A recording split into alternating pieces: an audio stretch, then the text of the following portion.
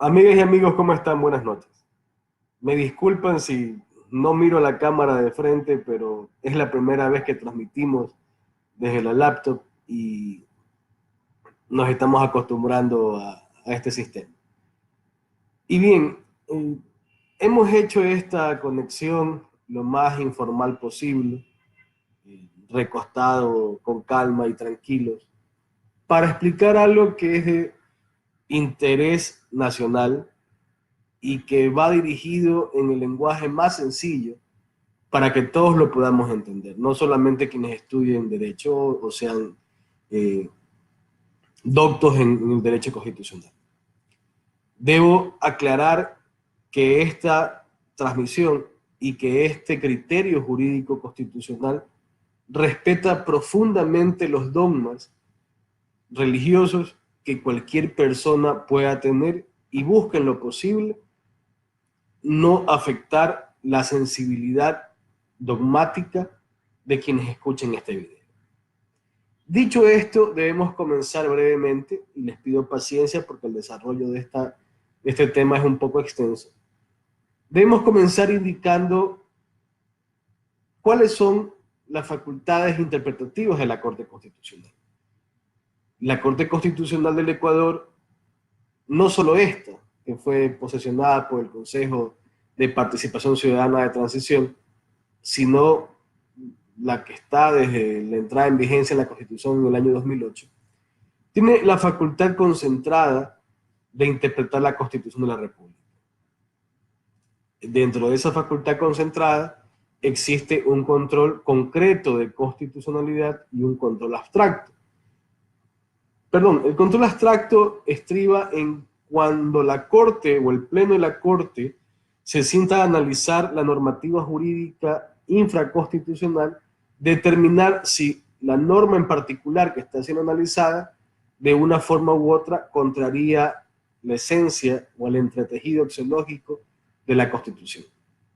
El control concentrado se hace en cambio cuando se consulta a la Corte si una norma es constitucional o es inconstitucional. De allí se deriva también la consulta de norma que la hacen los jueces cuando en el trámite de una causa encuentran que su decisión amparada en la ley pudiera convertirse en inconstitucional o tienen dudas respecto a la constitucionalidad de la norma legal o de la norma infraconstitucional. Dicho esto, debemos entender la naturaleza de nuestra Constitución. Hasta el año 2007, o concretamente hasta el 19 de octubre del 2007, cuando se encontró en vigencia la Constitución del 98 o de 1998, nuestro Estado era un Estado social de derechos y nuestra Constitución era una Constitución política, en la cual, si bien jerárquicamente por la pirámide de Kelsen de vieja data, iba a estar siempre por sobre la norma, no tenía los alcances normativos que tiene la actual. El 20 de octubre del 2008, en que entra en vigencia nuestra Constitución, aprobada por referéndum por el pueblo ecuatoriano, esta se vuelve una Constitución no solamente jerárquica nominativamente o jerárquica en la forma, sino que se vuelve una Constitución con facultades normativas que se dan principalmente en ese entramado o entretejido axiológico cargado de principios, reglas, etcétera, y que subyace a la vez de los tratados internacionales, principalmente de derechos humanos, que pudieran reconocer derechos mucho más progresivos o con un desarrollo tutelar más garantes que lo que la misma Constitución dice. Dicho de otra forma, la Constitución se actualiza día a día. La Constitución no se queda inmóvil en los derechos que fueron consagrados a partir de su promulgación, sino que ésta va remozándose o va actualizándose cada vez que una norma supraconstitucional, como por ejemplo una sentencia de la Corte Interamericana de Derechos Humanos o una opinión consultiva de esta, consagre o respete de una mejor forma o de una mejor manera el derecho constitucional consagrado en nuestra Carta Magna.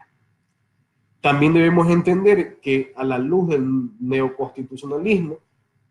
existen para nuestra Constitución, una única categoría de derechos, que son los derechos constitucionales per se. Por ende, todos van a tener el mismo aquilatamiento y deberá ser la fórmula de ponderación o el test de proporcionalidad que el legislador o que el juzgador utilicen, dependiendo del caso, lo que deba darle mayor peso normativo o mayor peso de garantía de derechos a un derecho frente al otro. A diferencia de, por ejemplo, la Constitución española, que determina derechos fundamentales y derechos constitucionales, consagrando la misma norma constitucional una jerarquía entre ambos tipos de derechos. La nuestra, insistimos, determina que todos son iguales, por lo cual es el ejercicio concreto del análisis constitucional de uno frente al otro el que determinará el peso o el aquilatamiento de uno frente a otro. Ahora bien, se me ha preguntado por qué la decisión de la Corte fue tomada como se lo hizo y por qué no se emitió una enmienda constitucional a la luz de la Asamblea Nacional o de un proceso democrático en las urnas. Primero, debemos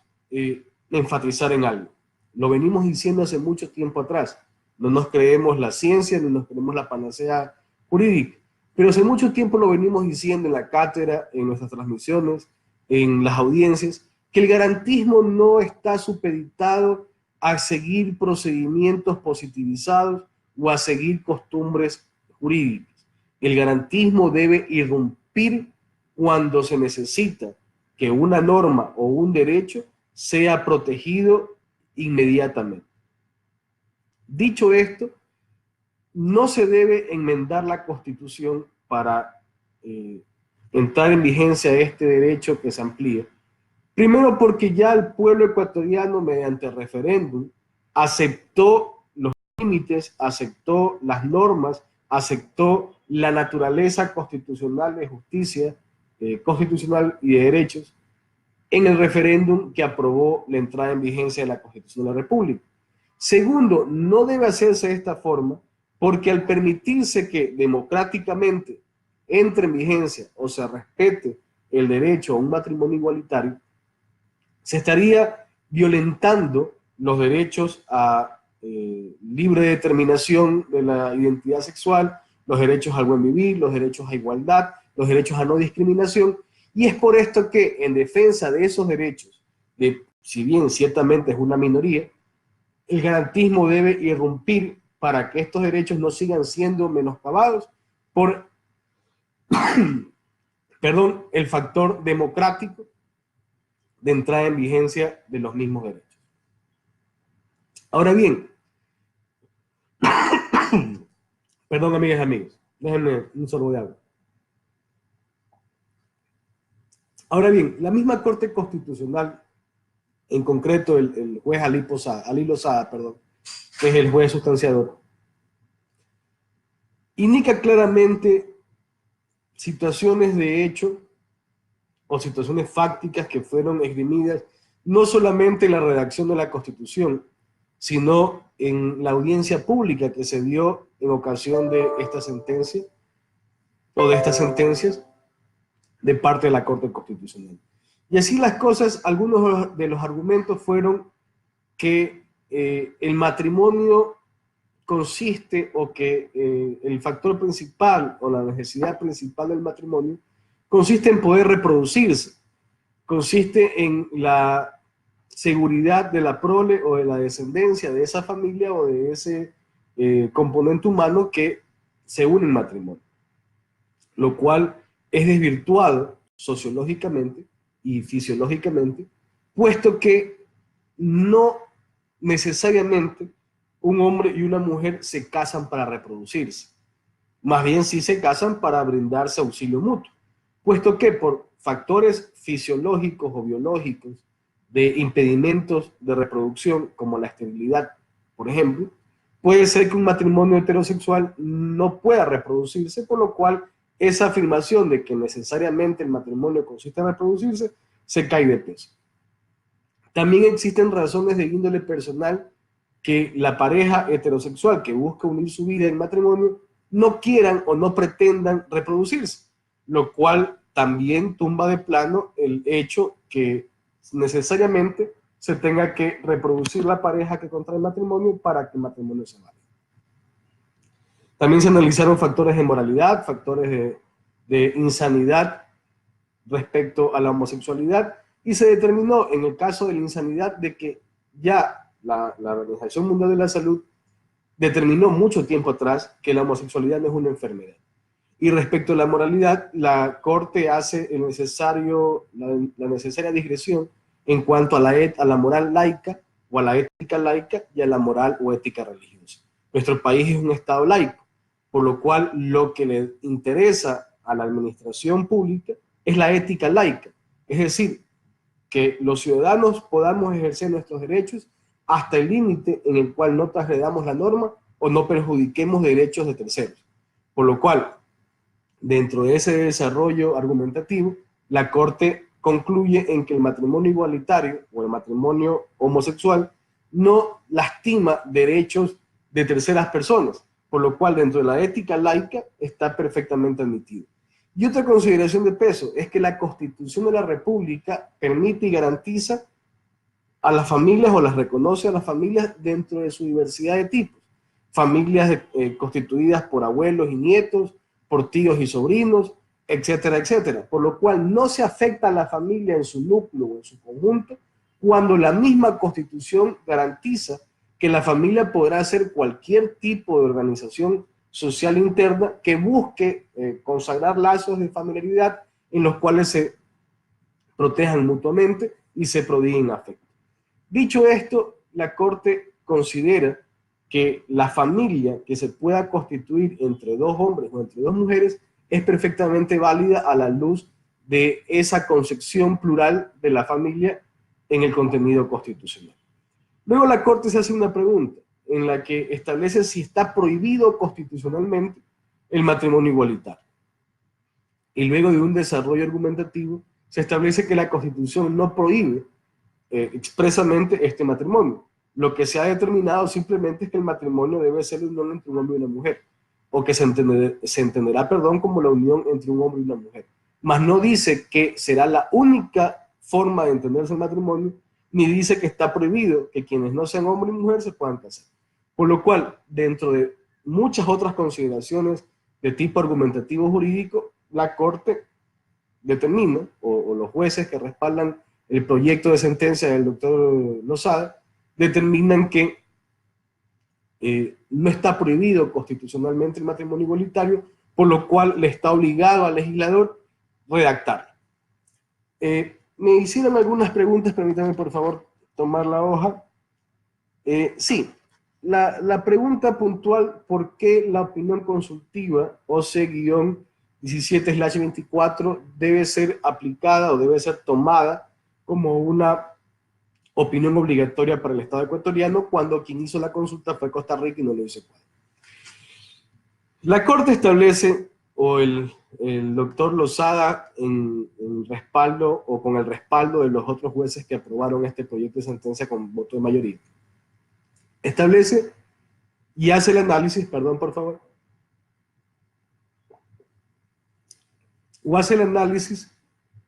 de que Ecuador forma parte de un sistema interamericano de derechos humanos al haber suscrito hace muchos años atrás la Convención Americana de Derechos Humanos. Las opiniones consultivas, si bien se emiten cuando un Estado parte hace la consulta, valga la redundancia, también estas opiniones consultivas vinculan a los Estados partes, y no solamente a los Estados partes, sino también a los miembros o a los Estados miembros de la OEA, lo cual está determinado expresamente en varios desarrollos jurisprudenciales de la Corte Interamericana. Pero más allá de eso, el Estado ecuatoriano o la Corte Constitucional, a través de la sentencia número 184-18-SEP-CC del 29 de mayo de 2018, en el caso Satia, ya tomó como un desarrollo normativo, o ya tomó dentro del bloque de constitucionalidad ecuatoriano, esa opinión consultiva emitida por la Corte Constitucional. Perdón, emitida por la Corte Interamericana de Derechos Humanos. Es decir,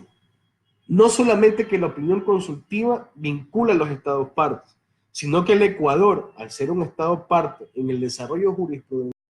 de la Corte Constitucional, ya tomó esta opinión consultiva como un instrumento protector de derechos humanos para desarrollar derechos en base a lo que dice el artículo 11 de la Constitución, si la memoria no me es ingrata, en su ordinal tercero, respecto a la progresividad de los derechos. Es así, queridos amigos y amigas, que las sentencias 10 y 11 emitidas por la Corte Constitucional como consulta de norma perfectamente viabilizan que la normativa infraconstitucional permita o reconozca al matrimonio igualitario. De tal suerte que dentro de la sentencia emitida por la Corte, esta dispone que se le conceda a la Asamblea Nacional el plazo de 1 año para que dentro del desarrollo normativo se defina de una forma diferente al matrimonio. Se establece además que en este resultado normativo, o en este resultado, perdón, de consulta de norma, la decisión de la Corte se entenderá como si se hubiese hecho un ejercicio de control de constitucionalidad concreto,